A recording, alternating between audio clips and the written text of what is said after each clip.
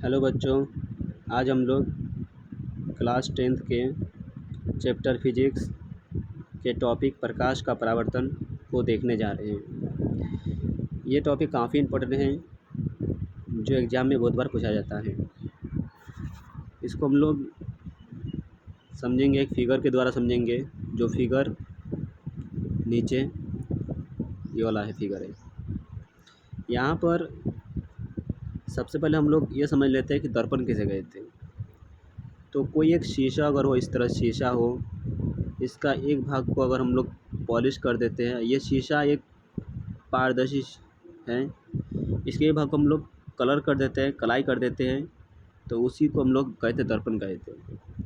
लेकिन इस स्थिति में यहाँ पर कलाई करते वक्त वो शीशा अगर समतल शीशा अगर हो, तो जिस तरफ कलाई करते हैं उसको बोलते हैं अपरावर्तक सतह कहते हैं, इसको बोलते हैं अपरावर्तक सतह।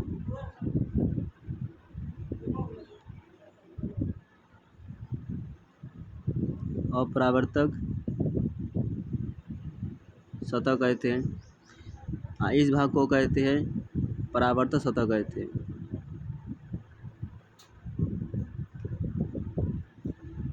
परावर्तक सतह कहते हैं। परावर्तक सतह का मतलब होता है कि लाइट इधर से जब इसमें जाएगा, लाइट इधर से वापस आ सकता है, लेकिन अगर लाइट इधर से आए तो इसमें से वापस नहीं जा सकता है। इसीलिए इसको हम लोग कहते हैं अपरावर्तक सतह कहते हैं, इसको कहते हैं परावर्तक सतह कहते हैं। यहाँ पर हम लोग ये देखेंगे कि अगर ये परावर्तक सतह अगर समतल अगर हो, समतल माने बराबर अगर हो, प्लेन हो, तो इसको हम लोग बोलते हैं समतल दर्पण कहते हैं। तो समतल दर्पण हम लोग को समझ में आ गया। तो अब हम लोग देखेंगे कि प्रकाश का परावर्तन किसे कहते हैं। तो प्रकाश का परावर्तन को जानने से पहले उसका एक परिभाषा होता है, उस परिभाषा को हम लोग देख लेते हैं। तो परिभाषा कहता है कि जब प्रकाश किसी चमकीली या समतल सतह पर टकराती है तो उसी माध्यम में प्रकाश लौट आती है। इसी क्रिया को हम लोग कहते हैं प्रकाश का परावर्तन कहते हैं। इस स्थिति में समतल सतह जो है उसको हम लोग दर्पण कहते हैं। आइए, तो दर्पण है वो समतल है, इसलिए इसको बोलते हैं समतल दर्पण कहते हैं। तो इस दर्पण को हम मान लेते हैं M, इसको मान लेते हैं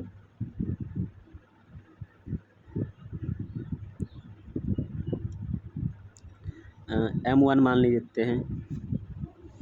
अब हम लोग देख रहे हैं कि इस स्थिति में अगर प्रकाश एक समदर्पण पर आपतित हो रही है तो इस किरण को हम लोग कहते हैं आपतित किरण कहते हैं। जिस बिंदु पर प्रकाश आपतित होती है उसको कहते हैं आपतन बिंदु कहते हैं, आपतन बिंदु।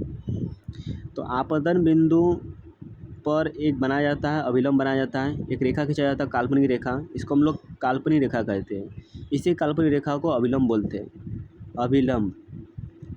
इसको हम लोग बोलते हैं अभिलंब कहते हैं, अभिलंब है ये। तो यहाँ पर हम लोग अगर देखें तो यहाँ से लाइट गया, जाकर लाइट इधर से परावर्तित हो गया, इसको कहते हैं परावर्तित किरण कहते हैं। आने वाली किरण को कहते हैं आपतित किरण, जाने वाली किरण को क्या कहते हैं, परावर्तित किरण कहते हैं। अब बीच में एक काल्पनिक रेखा होता है उसको अभिलंब कहते हैं। अभिलंब और आपतित किरण के बीच जो कोण बनता है उसको कहते हैं आपतित कोण कहते हैं। तो यहाँ पर हम लोग ये देखने जा रहे हैं कि इस किरण को कहते हैं आपतित किरण, इसको कहते हैं अभिलंब कहते हैं। तो अभिलंब और आपतित किरण के साथ जो कोण बनता है उसको कहते हैं आपतित कोण कहते हैं। परावर्तित किरण और अभिलंब के साथ जो कोण बनता है उसको कहते हैं परावर्तन कोण कहते हैं। इसको R द्वारा लिखते हैं, इसको I के द्वारा लिखते हैं। तो यहाँ पर अगर हम देखेंगे तो इस स्थिति में कोण AON आपतित कोण हो जाएगा और कोण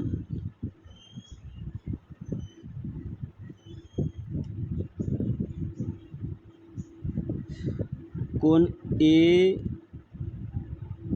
ए ओ एन आपतित कोण, और कोण एन ओ बी परावर्तन कोण है, और ए ओ आपतित किरण है, ओ बी परावर्तित किरण है, और ओ एन हो गया अभिलंब, जो ओ बिंदु पर लंब है, इसलिए ओ आपतन बिंदु है। एम डैश हो गया, एम डैश क्या है, दर्पण हो गया। तो यहाँ पर अगर देखें इसका परिभाषा, तो परिभाषा यहाँ पर लिखा हुआ है ऊपर कि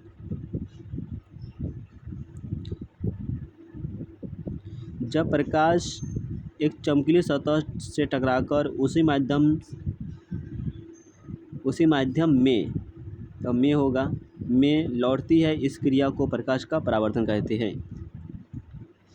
इसके बाद इसका कुछ नियम होते हैं, इसको देखने से पहले यहाँ पर ये भी लिखा हुआ है कि आकृति में ए ओ आपतित किरण मतलब आने वाली किरण है, ओ बी परावर्तित किरण मतलब लौटने वाली किरण है, ओ आपतन बिंदु, ओ एन हो गया अभिलंब हो गया, और एंगल ए ओ एन मतलब ए ओ एन आपतन कोण, और एन ओ बी परावर्तित कोण है, और तथा एम डैश क्या हो गया, दर्पण हो गया। तो इसका एक नियम होते हैं प्रकाश के परावर्तन का नियम। प्रकाश के परावर्तन का दो नियम है। पहला नियम है ये कि ये जो आपतन कोण है, ये कोण जो है, और परावर्तन जो कोण है ये आर, ये दोनों आपस में बराबर होते हैं, मतलब आई इक्वल आर होते हैं। ये पहला नियम है ये। और दूसरा नियम यह है कि आपतित किरण, परावर्तित किरण और आपतन बिंदु पर डाले गए अभिलंब तीनों एक ही तल में होते हैं, मतलब एक ही प्लेन पर होते हैं। इसका मतलब है, एक ही प्लेन का मतलब होता है, एक ही प्लेन का मतलब होता है कि मान लेते हैं कि ये एक दर्पण है, इस तरह से एक दर्पण है, और इसका ये परावर्तक सतह है ये। तो इसमें क्या होगा, अगर कोई लाइट इसमें आपतित हो रहा है इस बिंदु पर, तो इस बिंदु को बनाया जाता है अभिलंब बनाया जाता है। इस बिंदु पर क्या बनाएंगे, अभिलंब बनाएंगे। तो ये आई कोण, ये कोण हो गया आई, और उतना ही कोण बनाते हुए इधर से वो निकल जाते हैं, ये कोण हो गया आर। तो यहाँ पर अभिलंब जो बना है ये अभिलंब और ये आपतित किरण और ये परावर्तित किरण तीनों एक ही तल पर है, मतलब नीचे वाले तल पर है ये, इसलिए बोला जाता है कि एक ही तल पर है। अगर ये इस तरह अगर होता,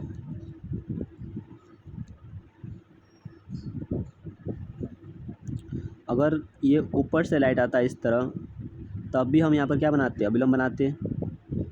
इसको कहते हैं आपतित कोण कहते हैं, इसको हम लोग आई द्वारा लिखते हैं। और इसको कहते हैं परावर्तित किरण कहते हैं, इसको हम लोग आर द्वारा लिखते हैं। तीनों आपतित किरण, परावर्तित किरण और अभिलंब तीनों एक ही तल पर, मतलब ऊपर ही है सिर्फ। ये ऐसा नहीं होगा कि इसमें से लाइट आया और इसमें से लाइट चला गया, ऐसा नहीं होगा, मतलब इधर से लाइट नहीं जा सकता है, मतलब जिधर से आया उधर से ही जाएगा। इसलिए बोला जाता है एक ही तल पर, मतलब एक ही सतह पर है। तो इसका पहला नियम कहता है कि आपतन कोण और परावर्तन कोण मतलब आई और आर क्या होते हैं, बराबर होते हैं। और दूसरा नियम कहता है कि आपतित किरण और परावर्तित किरण और आपतन बिंदु पर डाले गए अभिलंब तीनों एक ही सतह पर होते हैं, उन्हें एक ही प्लेन पर होते हैं। ये दूसरा नियम है ये।